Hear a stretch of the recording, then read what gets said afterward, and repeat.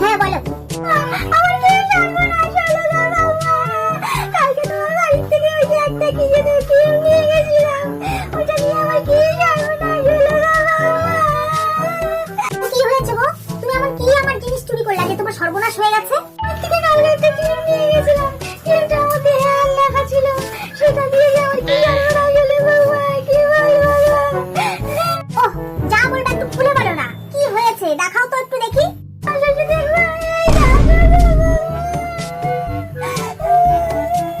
এ বাবা, এ বাবা, তোমার কি অবস্থা গো? ইয়ার রিমুভার ক্রিম নিয়ে গেছো?